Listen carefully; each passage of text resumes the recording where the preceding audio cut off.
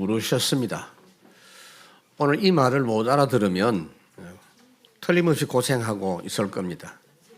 하나님이 처음에 사람을 만드실 때도 서밋으로 만드셨어요. 창세기 1장 26절에 보면은 모든 만물을 다 만드신 마지막 순서로 사람을 만드시면서 하나님, 삼위 하나님께서 하나님을 대신해서 이 만물을 다스릴 수 있는 존재를 만들자. 이래서 하나님의 형상 가진 하나님의 복을 누리는 존재로 만드셨다고 그렇게 말씀하고 있어요. 사람은 존재 자체가 서밋입니다. 오늘 우리 렘넌트 아이들이 찬양하는데 소리가 날씨가 추워서 좀 목소리가 어렸나 이런 생각이 들었습니다만은 그래도 다 서밋들이거든요, 여러분. 하나님께서 멸망한 아담 그 후손들 중에서 하나님이 구원하실 때도 역시 똑같은 방법이에요. 서밋으로 구원하셨어요. 아브라함에게 하나님이 말씀을 하셨습니다. 내가 너를 복의 근원이 되게 해서 모든 사람이 너 때문에 복을 받도록 하겠다 그랬습니다. 그 아브라함의 언약을 아브라함도 잘 나중에 누렸지만 가장 잘 누린 사람이 그 증손자 요셉입니다. 요셉이 형들이 팔아먹어가지고 노예로 끌려갔는데 자기가 서밋인 거 알고 그거 찾아 누린 거예요. 노예인데 서밋입니다. 억울하게 감옥에 갔는데 서밋입니다. 그게 성경에서 우리가 그렇게 하라고 가르쳐 주는 내용입니다. 가나안 땅에 이제 곧 입국해서 모든 걸 사역할 여호수아에게 하나님께서 여호수아 1장에 두려워하지 말고 담대하지 놀라지 마라. 그런 일이 있고 그런 사람들이 있지만 절대 너를 막을 수가 없다. 내가 너와 함께 하겠다. 우리에게도 하나님이 서밋 약속 주셨죠. 오직 성령이 너희에게 먼저 임하시면 권능을 받고 땅끝까지 내 증인이 되리라. 왜 이 말씀하셨느냐 하면요, 지금 세상 모든 사람들이 마귀의 종노릇 하고 있어요. 마귀의 노예, 포로, 속국, 완전히 유랑 생활하고 있어요. 그렇기 때문에 구원받은 여러분들은 그 어느 누구에게도 불평할 신분이 아니에요. 어떤 문제를 가지고도 걱정할 신분이 아니에요. 그래서 가장 급하게 해야 될 게 뭐냐? 여러분들이 서밋의 위치에 서야 되는 그 부분입니다. 문제가 오면요, 문제가 아니야. 기회야. 여러분들은 비판하는 그런 말을 하지 마세요. 서밋입니다. 상처? 우리에게는 상관없어요. 인간 중심? 불신앙? 아닙니다. 우리는 서밋입니다. 요셉은 그래서 형들하고 다른 삶을 살았습니다. 본인이 서밋이니까 그거 찾아 누린 거죠. 다윗도 온갖 인본주의 많이 쓰는 얼마나 머리를 많이 썼던지 귀신이 들려버렸어요. 머리 많이 쓰면 그렇답니다, 여러분.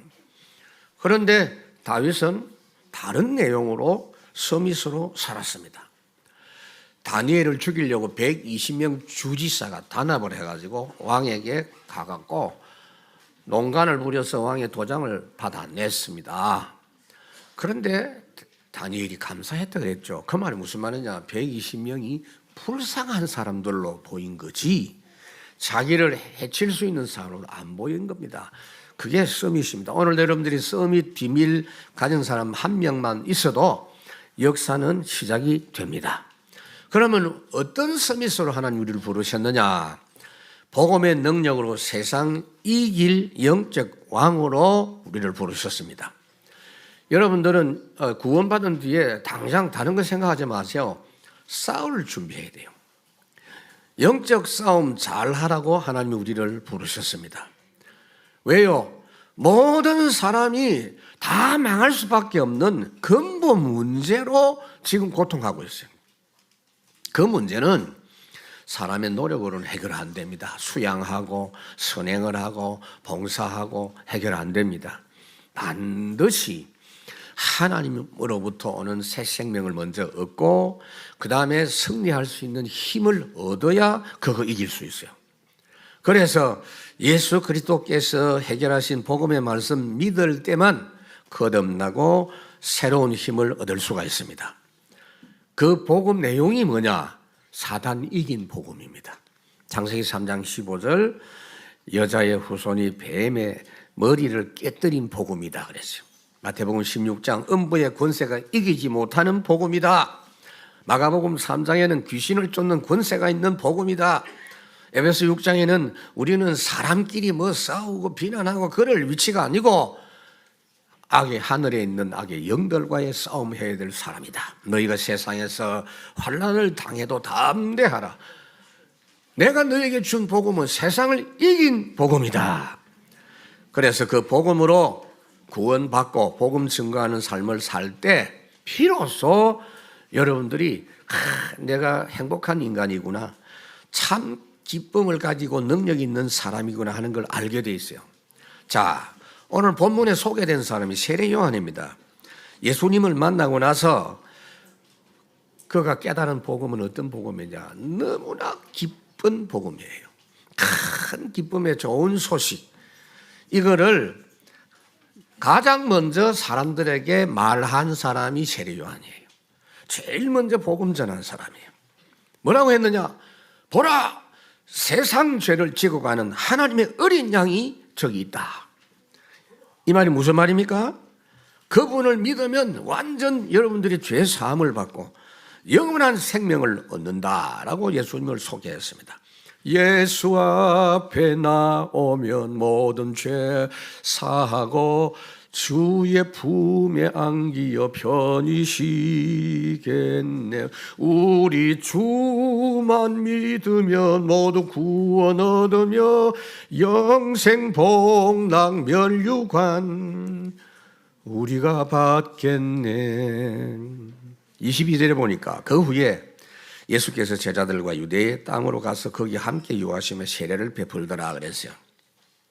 예수님이 제자들과 함께 유대 명절인 유월절을 지키고 일주일 후에 예루살렘에 올라가셔서 복음을 전했습니다. 그러니까 유대 지방 곳곳에 다니면서 천국 복음을 전했어요. 세례 요한도 먼저 전도했죠. 세례 요한이 복음 전할 때 뭐라고 했습니까? 회개하라, 천국이 가까웠느니라. 예수님께서도 그렇게 전도하라 그랬죠. 이 말이 무슨 말이냐? 하나님 나라 주인인 예수님이 오셨다 그 말이에요. 이걸 잘못 알아들으면 예수 믿고 죽을 때 천국 갑시다. 그거는 한 부분 이야기예요. 지금 예수님을 만나면 하나님의 나라를 만나는 거다.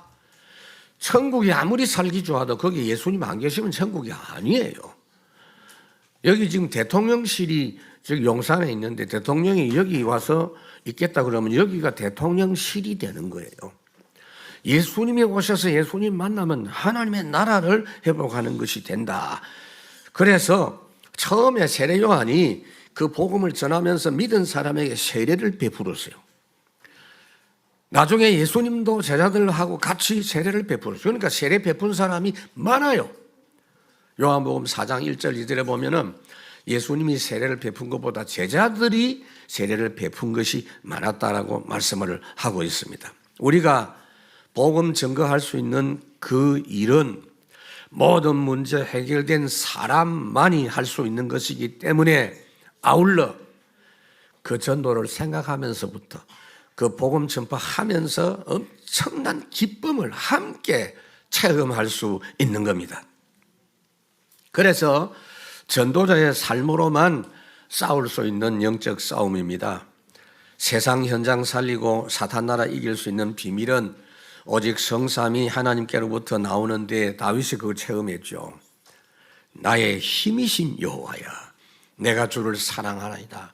하나님께서 나에게 주신 힘이 바로 반석이고 하나님이 나의 요새가 되고 바위가 되고 방패가 되고 산성이십니다 라고 고백했어요. 예수님이 구원받은 우리를 보고 뭐라고 했느냐? 나는 포도나무다, 너희들은 이 나무에 붙어있는 가지다. 무슨 말이냐? 나를 떠나서는 너희가 아무것도 할 수 없다. 세상 승리하는 삶은 뭐냐? 그리스도 안에서 주시는 응답이라야 돼요. 그 응답은 세상하고 질이 달라요. 당년, 필연, 절대 응답이에요.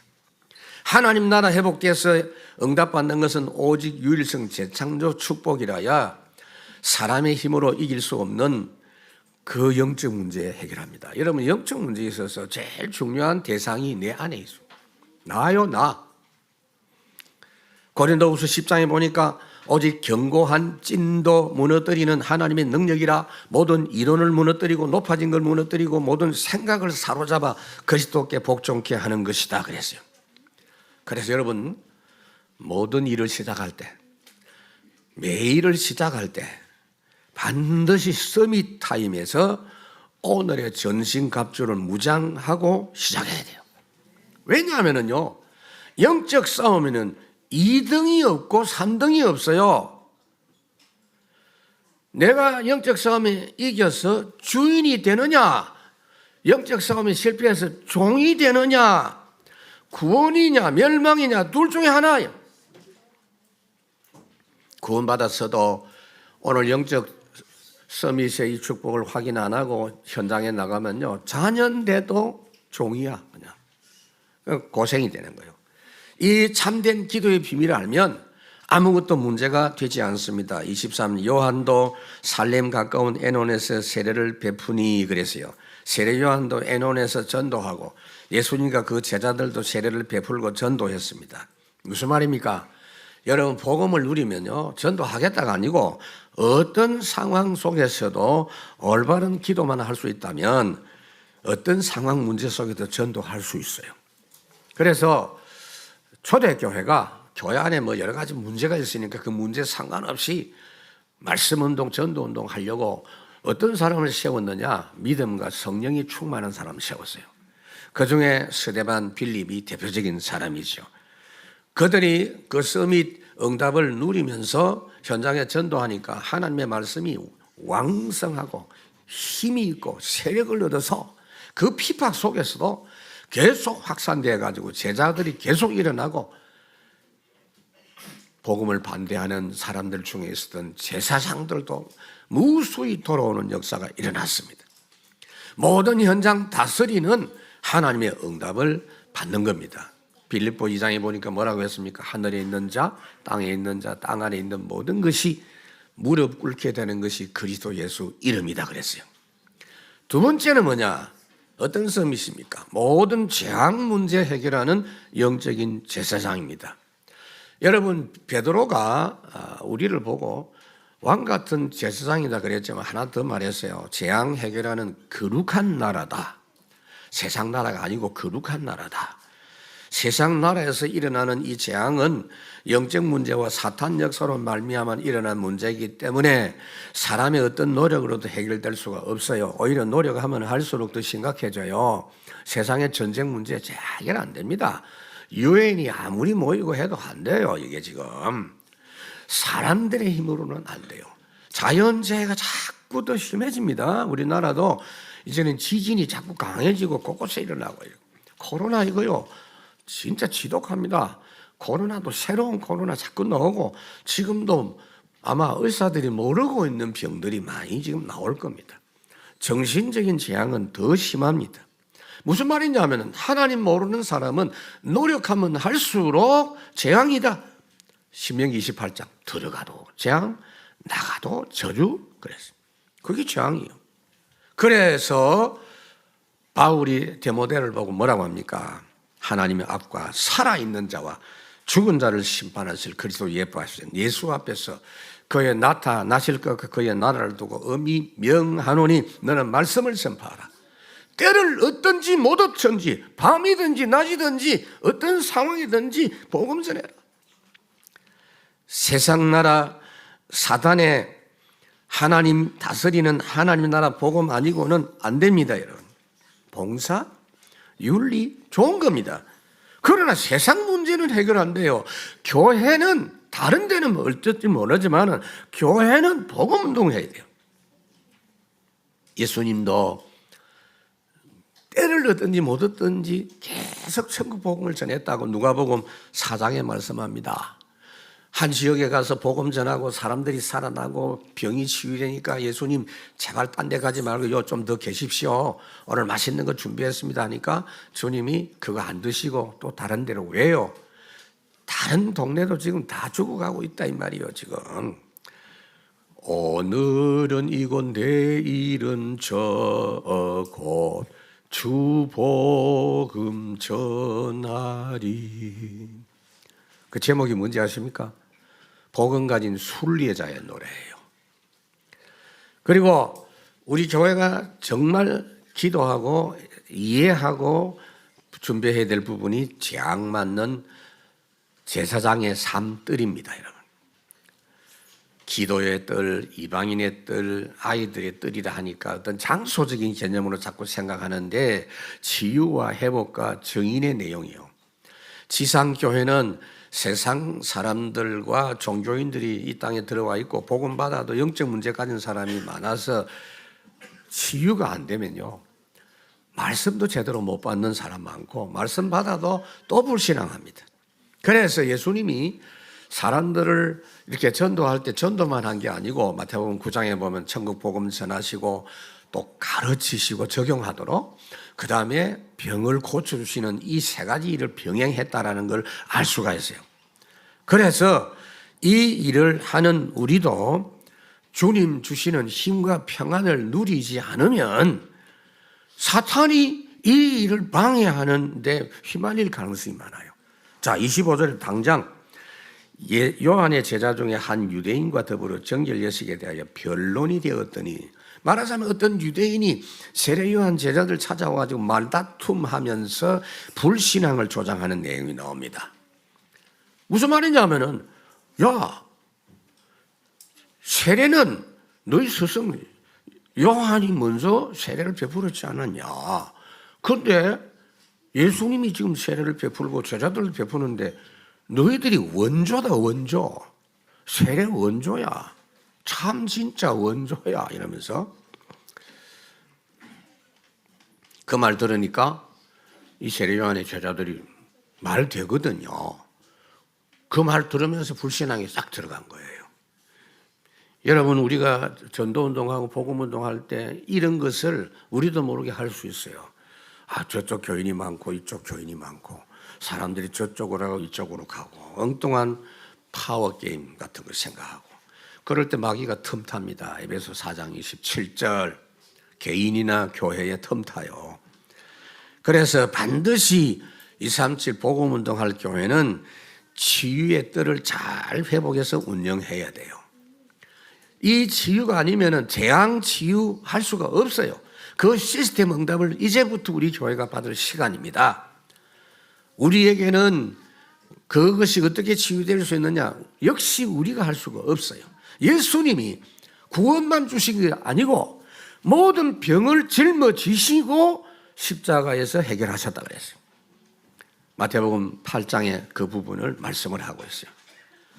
모든 약한 거, 모든 병을 짊어지시고 다 응하셨다 그랬어요. 그래서 빌립이 이걸 알고 그리스도를 사마리아에 가서 전하니까 그 말씀 들은 사람이 구원만 받은 것이 아니고 귀신이 떠나가고 불치병이 낫는 역사가 일어났습니다. 병원이 있기 때문에 그 병원에서 치유해야 되지만 근본 치유는 못해요. 기본 치유도 못해요. 그래서 근본 치유, 기본 치유할 수 있는 시스템을 우리 교회가 회복해야 됩니다. 그런데 이 축복된 사역을 회복하는 데 있어서 사단은 반드시 교회 안에 있는 종교인을 건드립니다, 여러분. 이 언약에 대해서 말할 때 마음에 담지 않고 졸고 있는 사람 건드립니다. 그 사람이 누구냐?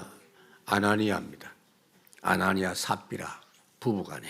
사도행전 5장에 보니까 네 속에 사단이 가득하여 그랬어요. 26절에 그래서 그들이 요한에게 가서 랍비여, 선생님과 함께 요단강 저편에 있던 이곳 선생님이 정언하던 사람들이 세례를 베풀매 사람이 다 그에게로 가더이다. 시기 질투가 일어나면 표현도 극단적이 돼요. 일부 갔겠지. 그런데 다 그에게로 싹 다 갔습니다. 우리는요, 시험 들면 조금 그런 모양이 보이면 전부 다 반대합니다. 설문조사 해봤나? 시험 들면 이렇게 극단적이 돼요. 요새 세상이 왜 이래? 전부 다 형편없어? 대한민국 이 나라가 왜 이 모양이야? 나는 그런 사람들 보면요, 참 대책이 없다 싶어. 이 나라가 어째서요? 이 나라 하나님 얼마나 축복하셨는데. 6.25 전쟁 이후에 황폐한 그 시점으로 돌아가야 직성이 풀리겠습니까? 불과 반세기 만에 하나님께서 헐벗고 굶주렸던 이 땅에 이렇게 세계 살릴 수 있는 나라로 세워주신 것입니다. 여러분. 할렐루야. 말을 똑바로 해야 돼요, 여러분. 그래서 이제 이 중요한 영적 사역을 함에 있어서 마귀는 사람들의 말을 가지고 자꾸 시험하고 방해하려고 하는데, 여러분 방해받지 마시기 바랍니다. 우리 교회는 이 말에는 사탄 역사가 많다는 걸 야고보 사도가 지적을 했어요. 야고보 3장에 보니까 이 혀가 문제다, 이 말이 문제다. 혀는 불이요 불의 세계라. 수레바퀴를 불사른다. 지옥불에서 난다. 그래서 이 입은 사람 짐승들은 벌레나 이 개나 이런 바다의 물고기도 돌고래 같은 것도 길들일 수 있지만은 사람의 혀는 길들일 사람이 없다. 악이요 죽이는 독이 그 입에서 가득하고 그 입을 가지고 하나님께 예배하고 찬송하고 그 입을 가지고 사람을 저주한다. 한 입에서 찬송과 저주가 같이 나온다. 야고보 4장에 보니까 형제들아 서로 비방하지 말고 판단하지 마라. 그 합치말이 비판입니다, 여러분. 우선은 뭐든지 여러분들이 비판할 자격이 없다라고 말씀하고 있어요. 우리는 말씀을 준행할 자지 재판관이 아니다. 입법자와 재판관은 오직 한 분이시다. 그랬어요. 야고보 5장에 보니까 무엇보다도 맹세하지 마라. 자, 보세요. 우리는 지난 몇 달 동안 그 말의 폐해를 뼈저리게 경험해 본 사람들입니다. 제가 미국 가서 사역하는데 태평양 건너오면서 얼마나 틀린 말들이 많이 전달. 나 처음에는 그 참말인 줄 알았는데 거의 다 아니에요. 다시 돌아왔는데 다시 저쪽 태평양을 또 건너오는데 말들이 틀린 말이. 제가 저에 대한 이야기를 쭉 들어보면서 야, 정확한 말이 한 개도 없어요. 어떤 사람은 그래요. 아이고 요새 우리나라 교회가 너무 많다. 불평할 게 없어가지고 교회 많은 거 불평해. 술집보다 적어요. 이렇게 영적인 눈이 어두워지면 극단적인 경쟁적인 이런 말을 하게 됩니다. 그러니까 그런 말하는 제자들, 시험 잔뜩 들어있는 세례 요한의 제자들에게 뭐라고 말하냐. 27절 요한이 대답하여 이르되 만일 하늘에서 주신 바 아니면 사람이 아무것도 받을 수 없느니라. 하나님께서 사람들을 그리스도께 가게 했다. 잘된 거 아니냐 그래서. 바울이 전도하다가 감옥에 갇혔어요. 그랬더니 밖에 있는 사람이 면회를 와가지고 바울에게 말합니다. 바울 목사님, 지금 교회 아무개가 바울 목사님 안 계시는 틈을 타가지고 지가 큰 소리 치면서 바울만 전도자냐? 나도 전도자다. 사실은 내가 바울보다 더 잘할 수 있어.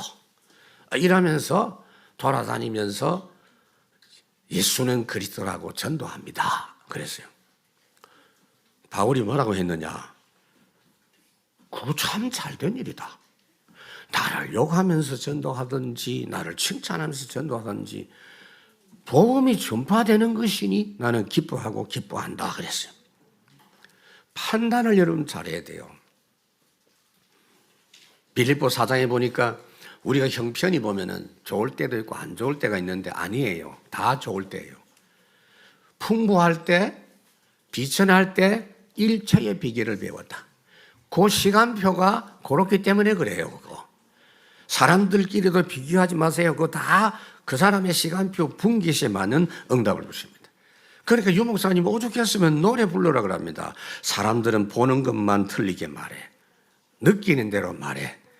비난하는 말들을 잘해. 흔들리지 마. 낙심하지 마. 힘들지 마. 아멘.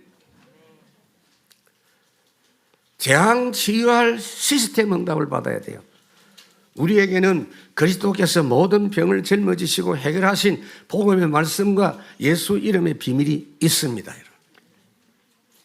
그러니까 예수님께서 이 엄청난 축복의 역사를 우리에게 허락했습니다.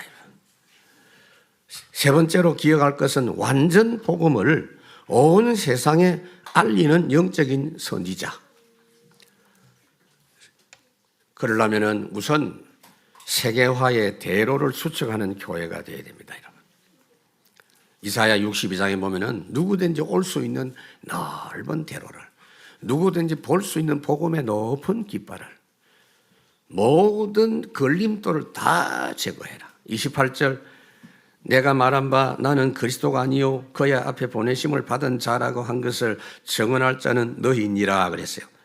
이것이 세례 요한의 사명이자 오늘 우리의 절대 사명이요. 여러분, 예수님이 그리스도입니다. 주는 그리스도시요 살아계신 하나님 맞아요. 맞습니다. 세례 요한이 나는 그리스도가 아니요 그리스도는 바로 저 예수님이요. 디모데전서 2장. 오직 중보자는 예수 그리스도시다. 무슨 말이냐면은 여러분, 천주교 좋은 거 많은데요. 결정적으로 문제되는 거 많아요. 그 중에 잘못한 죄가 있으면 작은 죄는 본인이 그냥 예수 이름을 기도하고 회개하면 된다. 그런데 좀 큰 죄는 반드시 신부한테 와가지고 고해성사해야 된대요. 그렇게 가르칩니다. 작은 건 뭐냐, 큰 거는 뭔가. 중보자는 그리스도밖에 없습니다. 예수님만이 세상 죄를 해결하신 그리스도이기 때문에 그쪽으로 빨리 가십시오. 세례 요한이 그렇게 이야기하는 거예요. 베드로가 은과 금은 내게 없거든 내게 있는 건 네게 나사렛 예수 그리스도는 걸어라. 안지뱅이가 복음받고 구원받고 치유받았는데 그 사건 때문에 사람들이 전부 베드로를 주목하니까 베드로가 뭐라고 합니까? 왜 우리를 주목하느냐? 예수님에게 집중해야지. 세례 요한이 오늘 본문에 그리스도가 아니고 나는 엘리야도 아니고 아무것도 아니다. 나는 광야에서 외치는 자의 소리일 뿐이다. 나는 그분을 알려주는 역할만 한다. 이게 우리 사명이에요. 그래서 그 사명 제대로 감당한 세례 요한을 보고 예수님께서 여자가 낳은 자 중에 가장 큰 자다 그랬어요. 세상의 모든 종교는요, 자기를 닦는 것을 가르칩니다. 착하게, 도덕적으로, 수양하면서. 근데 그게요, 깊어질수록 악령이 역사한다고 마태복음 12장에 말씀하고 있어요. 그 종교의 단계가 올라가가지고 이제 더 이상 배울 게 없어 하산할 때쯤 되면 악령 충만한 사람 되어서 내려옵니다. 복음은 영혼을 살리지만은 종교는 영혼을 죽입니다. 종교는 하나님께 도달하려고 하는 사람의 노력 행위입니다. 복음은 하나님 쪽에서 우리에게 먼저 내려오셔서 하나님 쪽으로 갈 수 있는 다리를 놓아주신 게 구원입니다. 그 사실을 세례 요한이 증거한 겁니다. 그래서 여러분들 오늘 제목이 절대 기쁨인데요. 지금부터 잘 들으십시오. 전도자만이 누릴 최고의 기쁨이다. 29절에 신부를 취하는 자는 신랑이나 서서 신랑의 음성을 듣는 친구가 크게 기뻐하나니 나는 이러한 기쁨으로 충만하였노라. 그러니까 결혼식 할 때 신부를 쳐다보고 신랑이 기뻐하지만은 그 친구들도 같이 기뻐한다라고 말씀하고 있어요. 예수님이 신랑이고 모든 성도는 예수님과 진정한 생명관계를 가지게 된 신부가 되어야 된다 그 말이에요. 그러니까 성경에서 구원받는 것을 어떻게 말씀하고 있느냐 하면요, 주님하고 같이 사는 걸 비유합니다. 식구 되는 거. 그 집에 식구가 되려면 그 집에서 태어나든지, 두 번째 시집 가든지, 두 가지 중에 한 개를 해야 돼요. 계시록 3장 20절에 보니까 내가 너희들 마음 문 밖에서 노크하니 마음 문 열어라. 그럼 내가 들어가겠다. 그러면 너는 나로, 나는 너로 더불어 같이 먹는 식구가 된다. 그랬습니다. 그러니까 하나님의 백성과의 관계를 구약 성경에는 결혼 관계로 많이 묘사하고 있어요. 이사야 54장, 이사야 62장, 호세아 이런데. 신약에도 고린도후서 11장에 보면 전도자는 신랑 대신 예수님께 결혼하도록 중매쟁이 역할을 하는 사람이 전도자다. 그래서 우리가 예수님을 사람들에게 소개할 때 사람들이 예수님께로 많이 갈수록 우리는 기쁘다 그 말이에요. 여러분, 결혼식 할 때 그 신랑이나 신부 친구들이 많이 와요. 그렇죠? 그 전 세계 똑같은 것 같아요. 그 들러리라고 합니다, 여러분. 한국에도 뭐 그런 데 있지만은 잘 안 보여요. 교회에서 그렇게 해도 좋아요. 미국에는 교회 하면은요, 양쪽에 신랑 들러리, 그 친구들, 신부 들러리가 줄을 쫙 서요. 그래가지고 딱 폼 잡고 있어요. 지금 그거 이야기합니다. 친구 결혼하는 거를 보고 들러리 선 친구가 기뻐하는 것처럼 자기는, 세례요한 자기는 예수님께 많은 사람이 가는 거 보면 너무 기쁘다는 거예요. 여러분들이 구원받아서 기도 응답 받는 것도 좋지만 참 전도 흐름 속에 있는 것만큼 기쁨이 없어요. 절대 기쁨, 절대 행복입니다. 왜냐하면 한 사람이 예수 믿고 돌아올 때 하늘에서는 잔치가 베풀어진다. 누가복음 15장에 예수님 말씀했죠. 잃은 양 한 마리를 찾아오고 잃은 드라크마를 찾고 잃어버린 아들을 찾아올 때 동네 사람들하고 기뻐하면서 잔치를 했다. 그래서 우리는 절대 전도 흐름 속에 들어오는 것부터 회복해야 됩니다. 그 능력, 그 기쁨, 이걸 가지고 모든 걸 다스릴 수 있죠. 너희는 먼저 그의 나라와 그 일을 구하면 모든 거 더하여 지리라 그랬어요. 마지막으로 이 서밋 응답은 항상 현장 속에 하나님이 전도자에게 따로 준비해 놓은 게 있어요. 그래서 여러분, 다 끝나고 다 망했는데 항상 하나님의 역사는 새로 시작이 됩니다. 그게 뭐냐? 오직 유일성 재창조. 그 응답받는 시스템을 여러분들이 항상 붙잡고 있어야 됩니다. 그게 30절이에요. 그는 흥하여야 하겠고 나는 쇠하여야 하리라. 지금 세례요한의 제자들이 자기 스승인 세례요한에 와가지고 우리가 지금 이렇게 우리하고 있는 사람들이 막 가니까 내 마음이 우리가 참 쓸쓸합니다. 우리는 망한 거 아닙니까? 우리 시대는 다 끝난 거 아닙니까? 이런 이야기 하니까 세례요한에게 조금 격려나 위로의 말을 들을 줄 알고 왔는데 더 충격적인 말. 그분은 흥해야 되고 나는 쇠하여야 하리라. 여러분들이 잘 아셔야 됩니다. 내가 성공하고 부자가 되어야 전도 잘 될 거라고 생각하는 것은 잘못된 겁니다. 그거하고 상관없어요. 경제는 필요할 때 하나님이 주십니다. 그런데 대부분의 전도자들은 시대적인 진짜 재벌이었어요. 은행 빚 많은 그런 거 말고 부동산 갖고 있는 그 정도가 아니에요.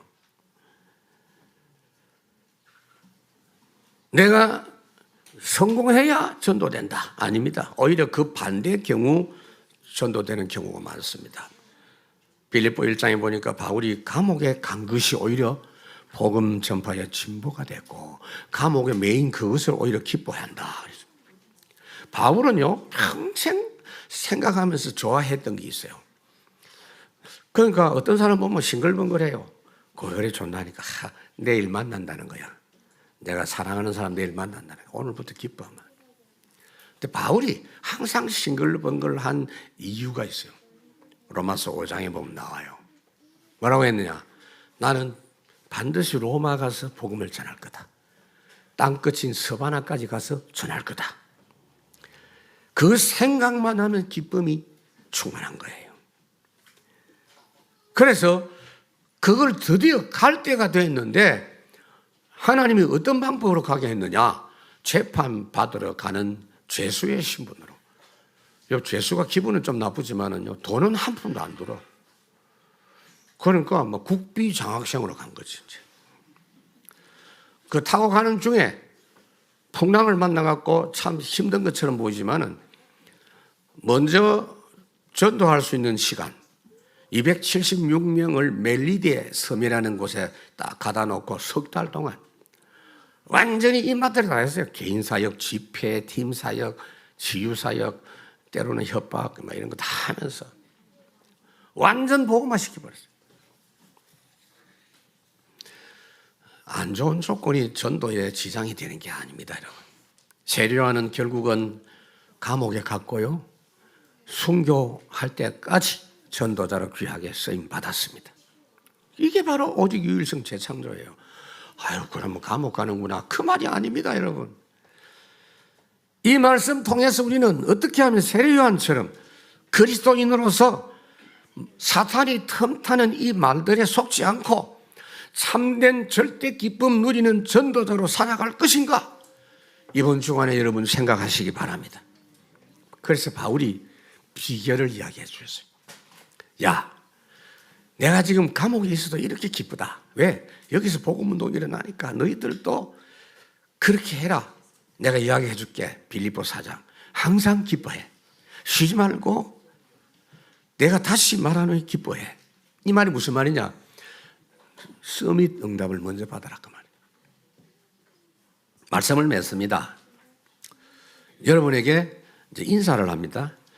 요즘 어때요? 그냥 그래요. 이런 기도. 그거는 안 좋은 상태예요. 아이고 날씨도 춥고 뭐 별일이 있어요. 그 조금 어두운 쪽입니다 지금. 우리는 참된 기쁨을 찾느냐 빼앗기느냐 그 전쟁 중에 있어요. 먼저 복음으로 평안하고 기도로 감사하고 전도의 능력, 이게 성령 충만의 내용입니다. 그런데 세례요한은 어떻게 이렇게 기쁨 충만한 전도자로 살았느냐? 제가 찾아보니까 태중에 있을 때부터 성령 충만했어요. 벌써 어머니 뱃속에 있을 때부터 성령 충만. 그러면 뱃속에 있는 태아가 철야기도 했겠어요? 엄마가 성령 충만했다는 이야기죠. 진짜 참된 기쁨의 능력이 있는 전도를 누리면 모든 것이 따라오는 것이 보입니다. 그리고 지금 사람들이 떠들고 말하는 거, 문제 있는 거 그냥 놔두면 돼요. 그거 싹 없어집니다. 그리고 그 사람들이 밉거나 그게 아니에요. 불쌍하게 보입니다. 그 불쌍한 거지. 다 양보해도 돼요. 다 줘도 돼요. 오직 복음의 능력의 말씀만이 영영이 서리라. 우리는 처음부터 서밋으로 부름받은 전도자들입니다. 오늘 본문에 복음을 전하고 세례를 줬다 그랬죠. 그러니까 예수 믿고 구원받으면 바로 세례 줬어요. 오늘 세례식의 축복을 하나님이 우리에게 주셨습니다. 지금부터 우리 세례식을 진행하도록 하겠습니다.